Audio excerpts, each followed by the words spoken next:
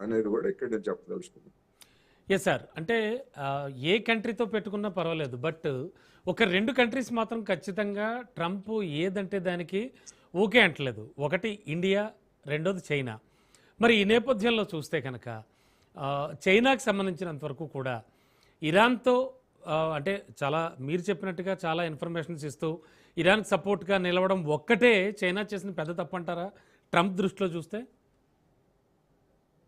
China ఒక Iran విషయంలోనే కాదు, హ్మ్. ఏ దేశానికైనా అమెరికా ఆధిపత్యాన్ని వ్యతిరేకించేటువంటి ఏ దేశానికైనా చైనా మద్దతు ఇస్తుంది. మనం చూసాం ఉక్రెయిన్ వారి విషయంలో పశ్చిమ దేశాలన్నీ కలిపి ఉక్రెయిన్కి ఆయుధాలు అందజేసి రష్యాను దెబ్బతీయాలని చూస్తూ ఉంటే అనేక ఆంక్షలు విధిస్తే మరి దాని వెన్నుదన్నుగా ఉన్నది ఎవరు? చైనాయే కదా. అదేవిధంగా అదేవిధంగా ఇప్పుడు ఇరాన్ విషయంలో కూడా ఉన్నది. అందుకని ఆయా దేశాలు ఏ మేరకు నిలబడతాయా లేదా, నిలబడినటువంటి ప్రతి దేశానికి ఇవాళ చైనా, రష్యా మద్దతు ఇవ్వడం అనేటువంటిది ఖాయం. అందులో ఎలాంటి సందేహం లేదు.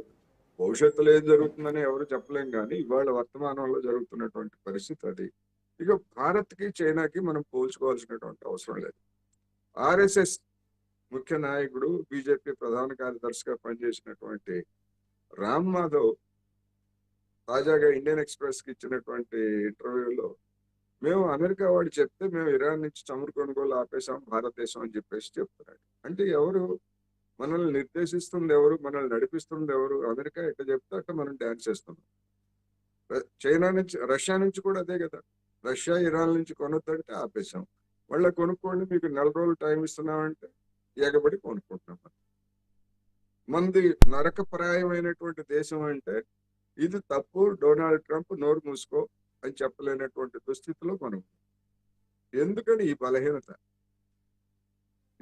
ఎందుకని? ఇప్పుడు ఆత్మగౌరవం గురించి చెప్పేటువంటి వాళ్ళు మరి ఇంత పరువు తీస్తా ఉంటే భారతదేశం నుంచి, చైనా నుంచి వచ్చి అక్కడ అమెరికాలో పిల్లల్ని కంటారు. పిల్లల్ని కనగానే వాళ్ళకి అమెరికా పౌరసత్వం వస్తుంది. ఆ పౌరసత్వం రాగానే తర్వాత మళ్ళా వాళ్ళ కుటుంబాలన్నింటినీ తీసుకొచ్చి పెడతారు, మా నెత్తిన పెడతారని చెప్పేసి ట్రంప్ మాట్లాడితే ఏమైనా సిగ్గు ఎగ్గు ఉందా మౌనంగా ఉండటానికి? అందుకని ఆ భారత్ని, చైనాని మనం రెండింటిని పోల్చాల్సినటువంటి అవసరం లేదు. ఇంతవరకు ఖండించలేదండి. మన 145 కోట్ల మంది జనాభాని ఇబ్బందులు పెట్టడానికైనా ఊనుకున్నారు తప్ప ఇవాళ ఆంధ్రదేశంలో పెట్రోల్ బంకులన్నీ మూసివేస్తున్నాయి. చంద్రబాబు నాయుడు గారు చర్చిస్తున్నారంటే ఏం చర్చిస్తారు? ఎందుకు వచ్చింది ఈ పరిస్థితి ఆంధ్రప్రదేశ్లో ఇవాళ? అందుకని ఆత్మగౌరవాన్ని తాకట్టు పెట్టినటువంటి బాపత్తు ఇవాళ మన దేశంలో ఉంది. అందుకని చైనాకి దేనికి ఉండేటువంటి లక్ష్యాలు దానికి ఉండొచ్చు, కానీ ఇంత దిగజారిపోయేటువంటి పరిస్థితి మాత్రం గతంలో ఎప్పుడూ లేదు నా అభిప్రాయం. Yes sir. సరే అంటే భారత్ వైపు నుంచి అది మనం స్పెషల్‌గా డిస్కస్ చేద్దామండి. సార్ అయితే ఇరాన్ దెబ్బ కొట్టాలని ప్రతి సెకను ఆలోచించే ట్రంప్ పెడుతున్నటువంటి అంటే ట్రంప్ పన్నుతున్న వ్యూహాలు కానీ చూస్తే ఇవన్నీ పరోక్షంగా చైనాను లక్ష్యంగా చేసుకుంటున్నాయంటారా? అంటే చైనా కూడా టార్గెట్‌లో ఉందా? చైనాను కూడా లక్ష్యంగా చేసుకున్న మాట వాస్తవం. హ్మ్. చైనాని కూడా బెదిరించేటువంటిది. ఎందుకంటే హార్ముజ్ జలసంధిని ఇది ఈ, దిగ్బంధనం చేసిన తర్వాత అమెరికాకు వచ్చినటువంటి కొత్త ఆలోచన ఏంటి? చైనాకు జరిగేటువంటి ఎగుమతులు దిగుమతుల రవాణా అనేటువంటిది మలక్కా జలసంధి నుంచి పెద్ద మొత్తంలో జరుగుతుంది. ఇతర అవును. దేశాల నుంచి వచ్చేటువంటివి కూడా ఆ ప్రాంతం నుంచి వస్తాయి. అందుకని మలక్కా జలసంధిని కూడా మనం దిగ్బంధనం చేస్తే చైనాని ఇంకా ఇబ్బంది పెట్టొచ్చు అనేటువంటి ఒక ఆలోచన అమెరికా చేసింది. అందుకని చైనా కూడా ఒక టార్గెట్. చైనా కంటే అంటే తక్షణంగా ఇప్పుడు రెండు ఉంటాయి: తాత్కాలిక లక్ష్యాలు, హ్మ్. శాశ్వత లక్ష్యాలు. హ్మ్. శాశ్వత లక్ష్యాల్లో చైనాని చెక్ పెట్టడం అనేటువంటిది అది దాని ఎజెండా. ఇది తాత్కాలిక లక్ష్యం ఏంటంటే పశ్చిమాసియాలో తన పెత్తనాన్ని సాగిస్తే చైనా కానీ లేదా మరొకళ్ళు కానీ, ఎందుకంటే ఇది ఒక కీలకమైనటువంటి ప్రాంతం. ఇరాన్, ఇరాక్, లేకపోతే లిబియా ఇట్లాంటి దేశాలన్నింటిలో కూడా అపారమైనటువంటి చమురు నిల్వలు ఉన్నవి. వ్యూహాత్మకంగా కూడా, మిలిటరీ వ్యూహాత్మకంగా కూడా ఎంతో కీలకమైనటువంటి ప్రాంతం. అందుకనే దీన్ని స్వాధీనం చేసుకోవాలి, దీని మీద పెత్తనం చేయాలని చెప్పేసి అమెరికా 80-80 ఏళ్ల నుంచి మొదటి ప్రపంచ యుద్ధం అయిపోయినప్పటి నుంచి ప్రయత్నం చేస్తూ ఉంది.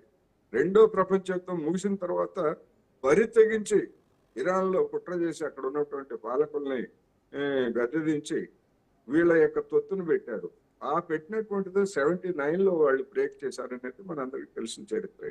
అందుకని ఇది ఇవాళ ఏదో కొత్తగా సాగుతుంది కాదు, ఎప్పటి నుంచో ఉన్నటువంటి కుట్ర, అది సాగనివ్వడం లేదు. అందుకని దీనిలో పశ్చిమాసియాని దెబ్బతీయటం ఒకటైతే చైనాని కూడా దెబ్బతీయచ్చు.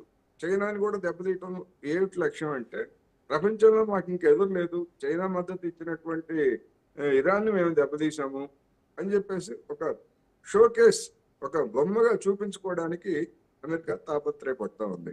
అటువంటి పరిస్థితి సాధ్యమైన మేరకు చైనా పడనిస్తుందా అంటే పడనివ్వదు అనేది నా అభిప్రాయం. Yes sir. అయితే చమురు శుద్ధి కర్మాగారం హోంగ్లీ పెట్రోకెమికల్పై అమెరికా కొన్ని ఆర్థిక ఆంక్షలు విధిస్తోంది సార్. అంటే హోంగ్లీ పెట్రోకెమికల్తో పాటు ఇరాన్ చమురు రవాణా అయితే ఎందులో పాలు పంచుకుంటోందో వాటికి సంబంధించి ఒక 40 వరకు షిప్పింగ్ కంపెనీస్ ఉన్నాయి సార్. అలాగే ఆ ట్యాంకర్ల మీద కూడా వేటు వేసింది ఆల్రెడీ. సో దీన్ని చైనా ఎలా చూస్తోంది, ఎలా ఎదుర్కొంటుంది? మీరు చెప్పినట్టుగా ఇండియాకి చైనాకి ఉన్న డిఫరెన్షియేషన్ చెప్పారు మీరు. సో చైనా పరిస్థితి ఏమిటి? చైనా ఎలాంటి డెసిషన్ తీసుకునే అవకాశం ఉంది? చైనా ఇప్పుడు ఈ ట్యాంకర్లు లేకపోతే ఇరాన్ నుంచి తాత్కాలికంగా ఆగిపోయేట్లయితే రష్యా నుంచి మరింత ఎక్కువగా కొనుగోలు చేస్తుంది. లేదా మిగిలినటువంటి దేశాలు, ఇంకా అంగోలా లేకపోతే ఇట్లాంటి మరికొన్ని దేశాలు ఉన్నాయి కదా, నైజీరియా, ఇట్లాంటి దేశాలన్నీ ఉన్నాయి కదా, వాటన్నిటిని కూడా కొనుగోలు చేస్తుంది.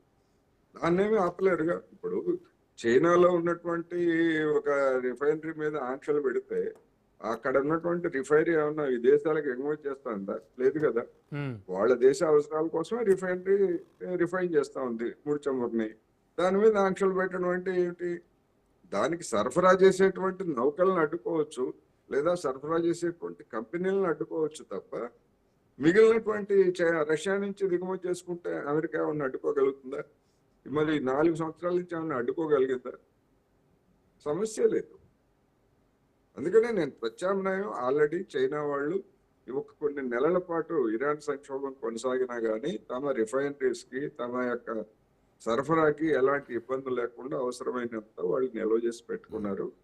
ఈ లోపల ఇంకా కొనసాగేట్లయితే రష్యా నుంచి ఎక్కువగా కొనుగోలు చేస్తారు, మిగతా దేశాల నుంచి ఎక్కువగా కొనుగోలు చేస్తారు. ఈవెన్ నేను చెప్తున్నాను, ఈ అమెరికా వాళ్ళే అమ్ముతారండి. అమెరికా వాళ్ళే అమ్ముతారు. చైనాకి ఏం చేసుకుంటారు?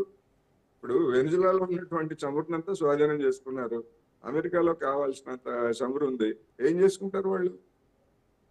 ఏదైనా ఒక వ్యాపారికి, ఒక క్యాపిటలిస్ట్ కి డెడ్ క్యాపిటల్ వేస్ట్ కదా. అందుకని వాడే అమ్ముతాడు కావాలంటే చైనాకి. అటువంటి పరిస్థితి రాబోయే రోజుల్లో వచ్చిన ఆశ్చర్యం లేదు, మనం చూస్తాం కూడా. కావాలంటే మా దగ్గర నుంచి కొనుగోలు చేయండి అని చెప్తున్నాడు కదా ట్రంప్. ఇప్పుడు చాలా ఉత్పత్తులకు సంబంధించి మన కూడా అడుగుతున్నాడు కదా. ఎందుకు అడుగుతున్నాడు? భారత్ అనేటువంటిది చమురు దిగుమతి చేసుకోవడంలో చైనా తర్వాత నెంబర్ 2 పొజిషన్ లో ఉంది. మనకి ఇంకా కొన్ని దశాబ్దాల పాటు అదే పరిస్థితి ఉంటది. అందుకని ఏ గల్ఫ్ దేశాల నుంచో వాళ్ళ నుంచో వీళ్ళ నుంచో ఎందుకు, మేమే అమ్ముతాం కదా, మా చమురే కొనుగోలు చేయండి మీరు అని చెప్పేసి అంటున్నాడు కదా.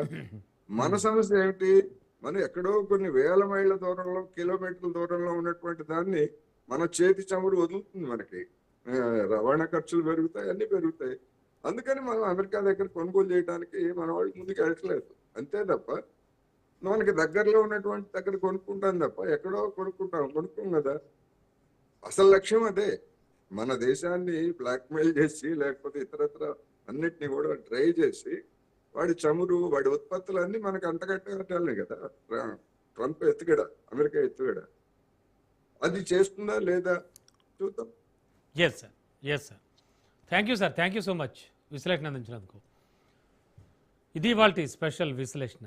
ఓ షార్ట్ బ్రేక్ తీసుకుందాం. బ్రేక్ తర్వాత ప్రసారాలు కొనసాగుతాయి.